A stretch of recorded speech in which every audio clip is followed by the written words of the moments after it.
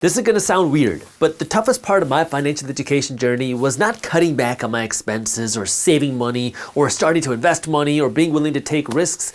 The toughest part of my financial education journey was learning how to spend money the right way. I grew up in a traditional Indian house. My parents are from a state in India called Punjab, and growing up in this traditional household where everything is based around saving, it doesn't matter how much money you make, you just want to save, save, save. You don't want to invest, you just save. It was very hard for me to kind of open my mind up to this idea that it's okay to spend money on nice things when you can afford them. When I was growing up, my parents were very conscious about the prices that they were going to pay for anything. And the prices of things were scrutinized to the penny, and every decision that we made were based off of how much money this thing would cost, not based off of how much value something would provide us. So for me to cut back on my spending and to not spend money so I had more money to save and invest was kind of like a no-brainer. That was ingrained into my DNA. But then learning how to spend money, that was difficult. Like I used to have this saying back when I was getting started on my financial education journey that I'm not going to go on a vacation unless I'm getting paid to go on a vacation. I used to work in the event planning space and the DJ space, and sometimes we would get invited to go travel and work at somebody's wedding, at a destination wedding or at a different state, and those would be my vacations because now I'm getting paid to go on vacation.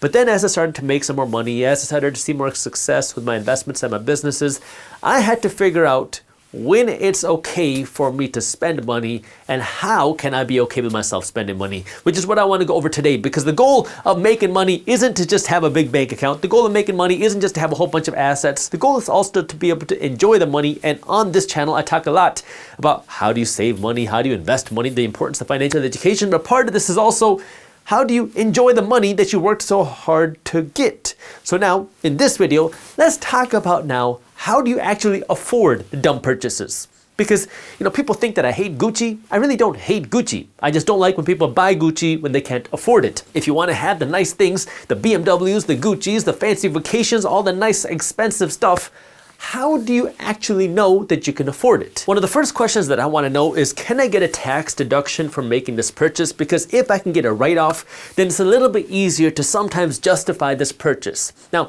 it's a little bit easier for me because I own a business, I own Briefs Media, I also own Minority Mindset, so there are ways for me to get certain tax deductions on some things that can also give me personal benefits. But I do want to know, is this something that's going to lower my tax liability? Because if not, then it's going to cost me a whole lot more money. Because if it's a tax deduction, that means I make money, I spend money, and then I pay taxes.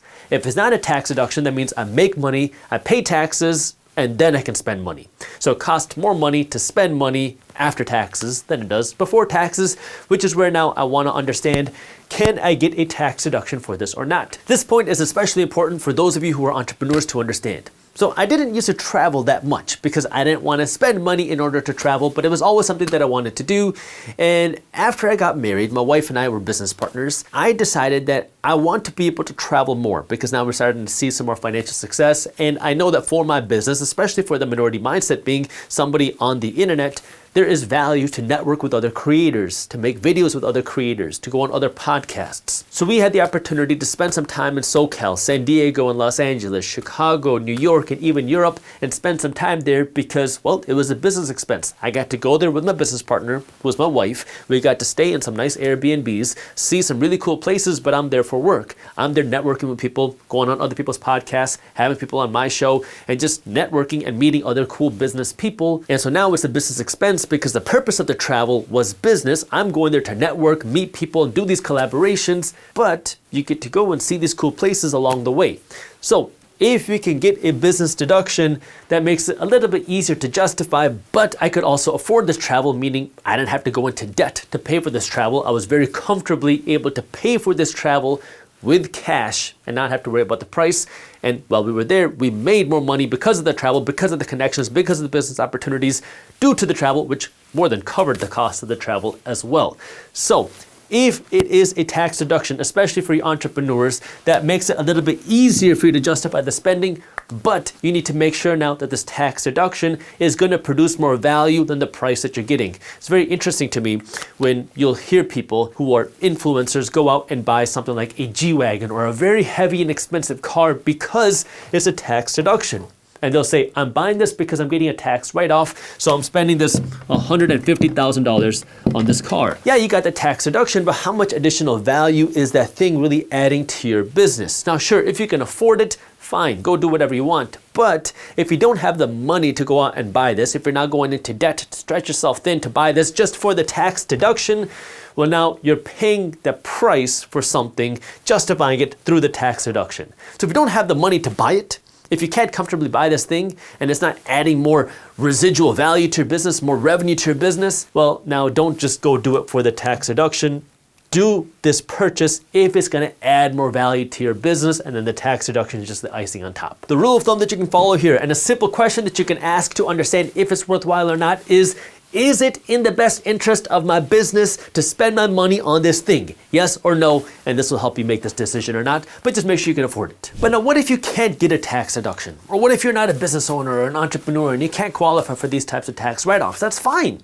Let's talk about now when it's okay for you to go out and be able to splurge and buy things that you want, not that you necessarily need.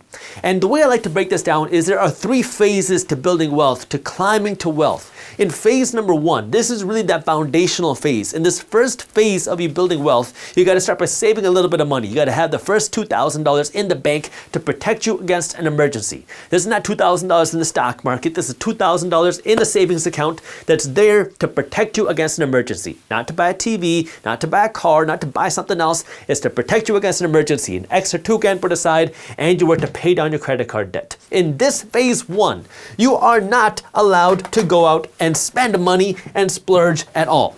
If you have credit card debt, or if you do not have $2,000 saved up, this is where you got to be extremely careful with how you spend your money, because you got to get past this phase 1 as fast as possible. This is where I like to say you are in the financial danger zone.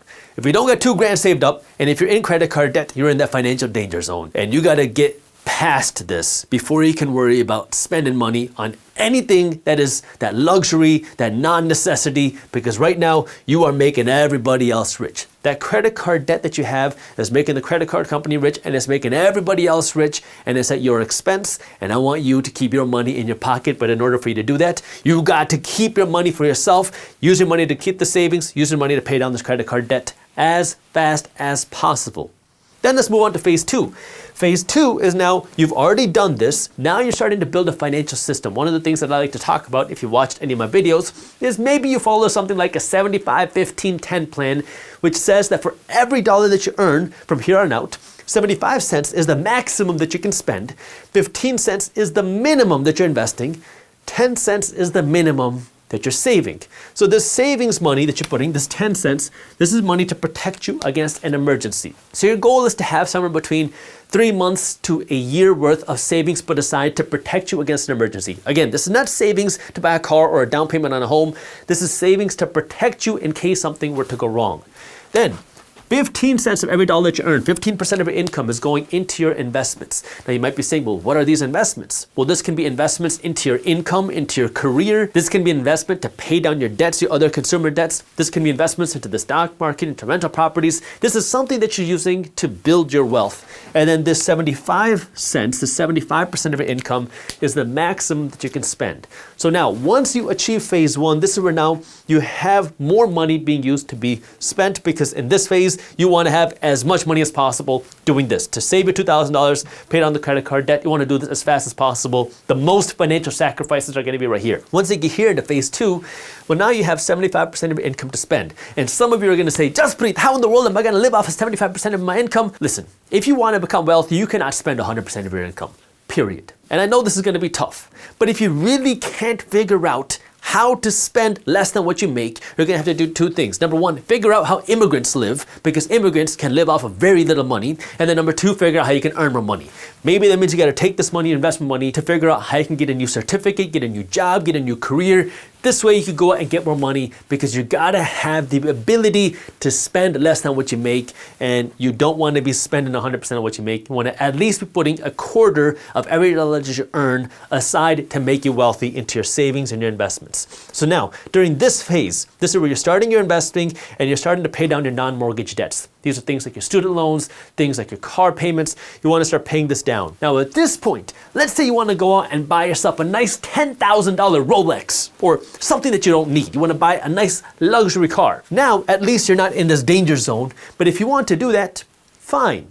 But you got to make sure you can afford it first. Now, what does it mean to really afford these non-necessity luxuries? And the way that I did it for myself is I followed the rule of 5. Which is, if I can't buy 5 of them, I can't afford 1 of them, especially in this phase. Now, that's tough. If I want to buy a $10,000 Rolex, that means I gotta have at least $50,000 put aside in cash before I can go out and afford that $10,000 Rolex. If I want to go out and buy myself a $60,000 car, I better have a lot more money put aside. I better have the $300,000 put aside before I can afford the $60,000 car because I'm not financing cars. And you're gonna say, Jaspreet, that's not practical. Well, what do you want first? Do you want to have the BMW in your driveway or do you want the investments that are paying for your BMW?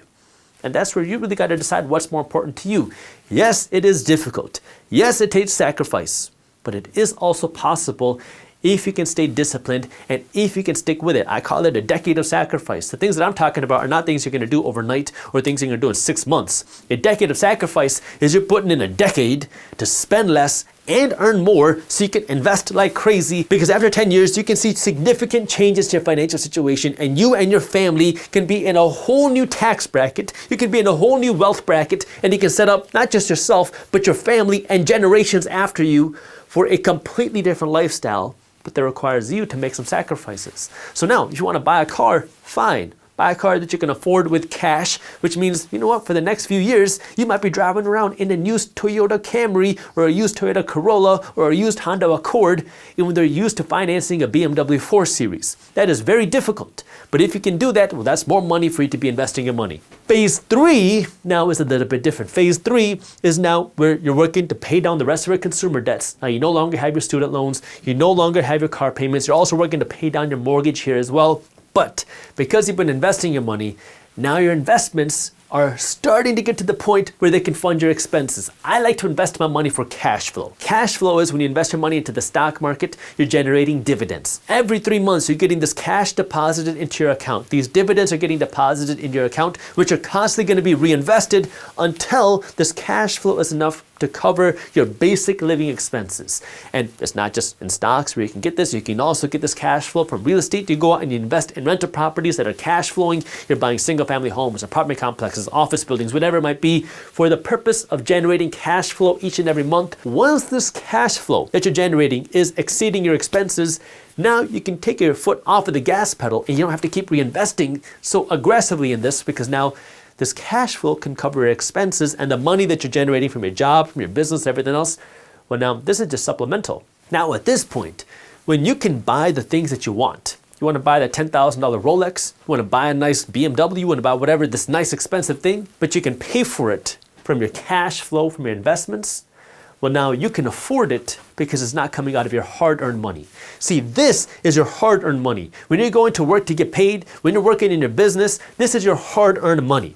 And you don't want to go out and just blow this hard-earned money on dumb things. You don't want to blow your hard-earned money on a Rolex, because that's making Rolex rich, that's making BMW rich at your hard-earned expense. But if you're easier earned money, because now you take this money, you go put it into the stock market, you go put it into rental properties, and now you start to generate this cash flow. And again, this is not going to happen in a couple of years. This is going to take years to happen. But then as you start generating this cash flow out of it, you get this easier earned money, right? Because it's the cash flow from your investments, this passive cash flow. Well, now you can take this money and go out and buy that Rolex. You can take this money and go out and buy that car. You can take this money and buy those clothes that you want. And now it's much easier because you don't have to worry about spending your hard-earned money. And now you don't have to follow the rule of 5 when it comes to your cash flow, because this cash flow's coming in month after month after month. But until your cash flow can cover your basic expenses, you want to keep reinvesting that cash flow. Don't start pulling the cash flow out until your cash flow is covering your basic expenses. Once it's covering your basic expenses, then yeah, take out that cash flow, use it to go and buy the car, use it to buy the watch, use it to buy those other dumb things, but you got to get the cash flow to at least your basic expenses, to cover your basic living expenses, because until then, you keep aggressively reinvesting the cash flow. But once you do that, now you can start taking this cash flow and you can start really using this cash. The last thing that I want to say on this is, if you want to make a dumb purchase, buy something exotic. I don't care if you want to buy that. Just make sure you can afford it. But if you want to be able to afford it, I don't want you to go out and finance it, even if it's 0% APR. Because the whole allure with 0% APR is you spend less money today. You want to go out and buy a $5,000 sofa today. Well, instead of paying $5,000 down today, you just make 12 smaller monthly payments. And if you make 12 smaller monthly payments, you have more money in your pocket today, which allows you not just to buy the sofa today, but also buy the big TV today. And maybe you can go and upgrade to the nicer refrigerator today as well. And now you do this with the 0% APR, 0% APR, 0% APR, and now you can go out and buy more things, and maybe you have the cash in your bank account, but when you don't have to pay the full price, you don't feel the full pain. And you might be thinking, but just putting 0% APR doesn't cost me anything. The cost isn't that you're borrowing money for free. The cost is that you're gonna go out and spend way more money than you would have if you didn't have to pay with 0% APR. Which is why if you wanna go out and buy something, do not finance it if it's not putting any money in your pocket, which is why I don't finance cars, which is why I'm not gonna go out and finance the sofa that I want. Go out and buy these things with cash. Yes, it requires more financial discipline. Yes, it is difficult, but yes, it is also possible. And if you're willing to go through this decade of sacrifice, I'm telling you, if you put in the work, you make the sacrifices, you work to earn the extra money, you work to spend less money, you work to invest the difference aggressively, you are going to set yourself up, your family up for generations in the future because of the time and the sacrifices you put in right now. The 3 factors that will determine how wealthy you'll become and when you're gonna reach that wealth number. It's how long is your money gonna be invested for, how fast can you grow your money, and how much money are you investing? And this is where a lot of people ask me this question of, Jaspreet, I'm 35 years old, I'm 45 years old, I'm 65 years old. What do I need to do in order to become wealthy? Well, if you have less time,